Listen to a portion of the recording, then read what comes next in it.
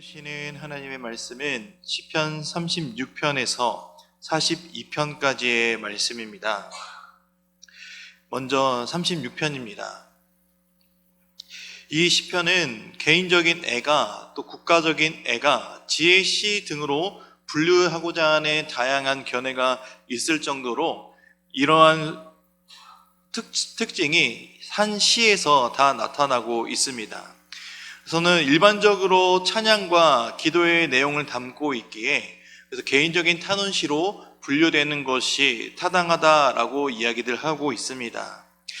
지혜를 얻기 위해서는 우리가 어떻게 해야 될까요? 지혜를 얻기 위해서는 하나님을 경외하고 두려워해야 합니다.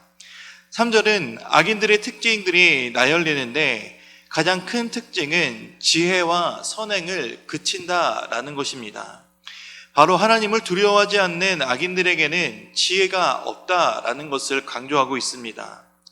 하나님을 떠나고 경외하지 않으면 지혜가 사라집니다.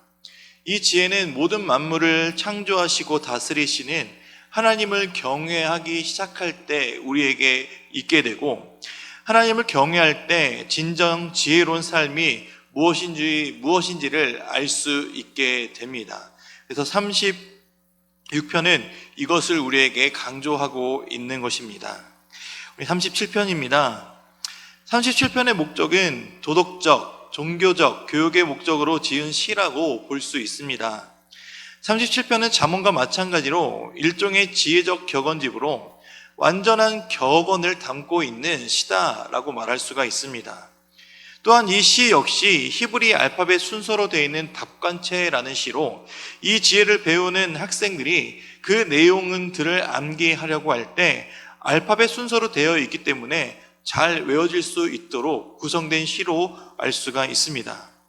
이 시에서 사악한 자가 번영을 누린 것 같고 의로운 자는 악한 자들의 손에 고통당하는 것처럼 보이지만 결국에는 하나님과의 관계를 맺고 사는 사람들이 진정한 만족을 얻게 된다는 것을 이 시를 통해 우리에게 알려주고 있습니다. 세상은 악한 사람들이 더 잘 되는 것처럼 번영하는 것처럼 보일지라도 그 뒤에서는 분명하게 하나님께서 이 세상을 지키시고 운행하시고 다스리신다는 사실은 우리는 항상 기억하며 살아야 된다는 것을 믿으시기 바랍니다. 38편입니다.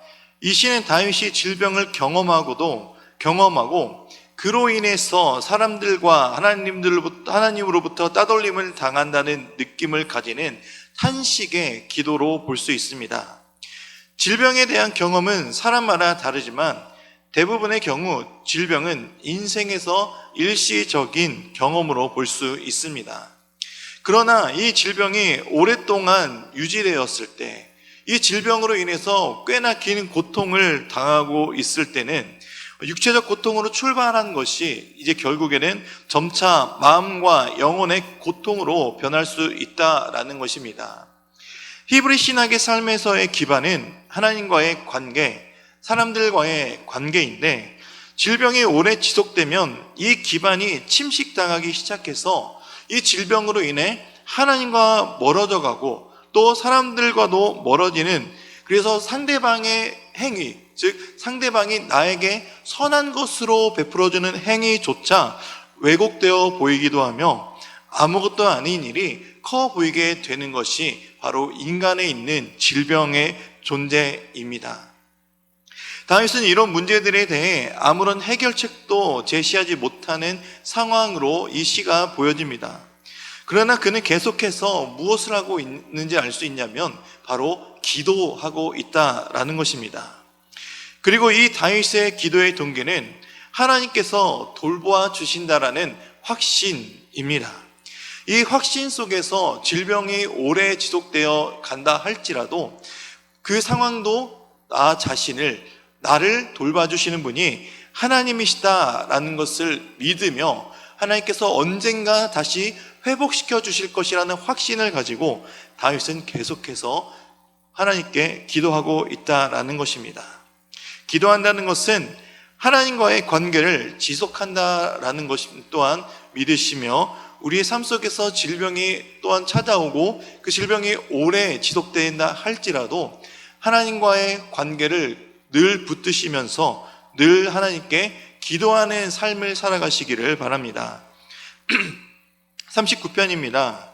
이 시는 슬픈 성찰과 기도가 혼합되어 있는 개인 탄원시입니다.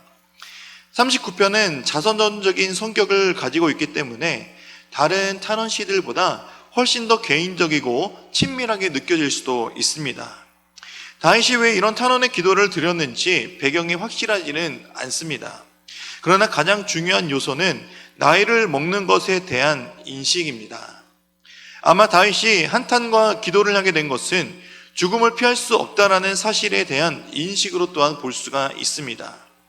그래서 다윗의 복잡한 신경을 서술하고 인간 존재의 무상함에 대한 성찰, 그리고 마지막으로 참회의 기도로 끝을 맺는 시입니다.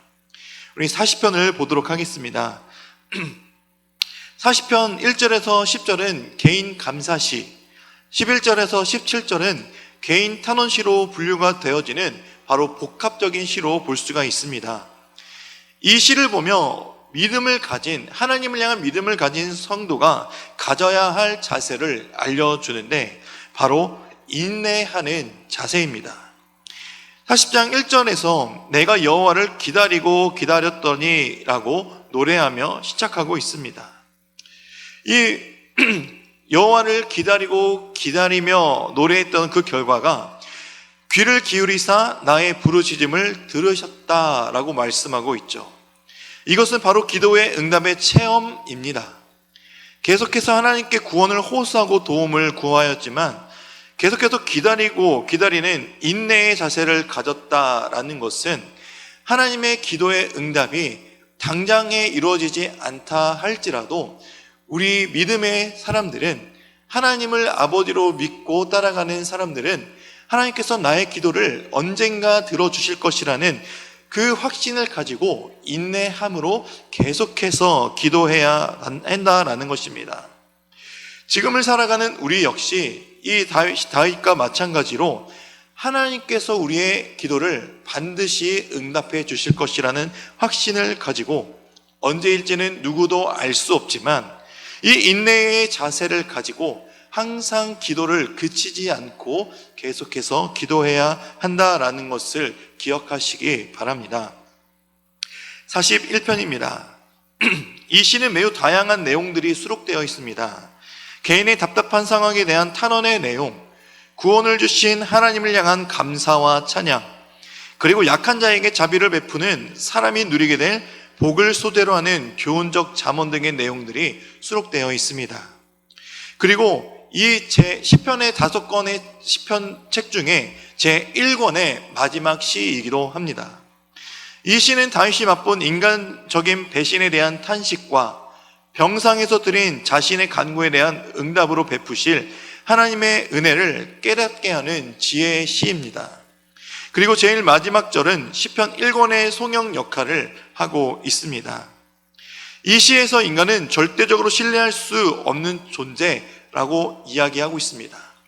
사람은 언제든 배반할 수 있고 신뢰를 저버릴 수 있기 때문에 인간은 신뢰할 수 없는 존재인 것을 구절을 통해 알 수가 있죠. 그러기에 절대적으로 믿고 따를 수 있는 분은 오직 하나님 한 분밖에 없다라는 것을 더 강조하고 있는 것입니다. 13절에 하나님을 영원히 찬송하라는 구절로 이 시를 마무리 짓는 이유가 바로 절대적 신뢰의 대상, 영원히 찬양받으실 분이 하나님이심을 강조하기 위한 것입니다. 우리 역시 하나님만 절대적으로 신뢰하고 영원히 하나님만 찬양하며 영광 돌리는 삶을 살아가야 된다는 것을 기억하시기 바랍니다. 마지막 42편입니다.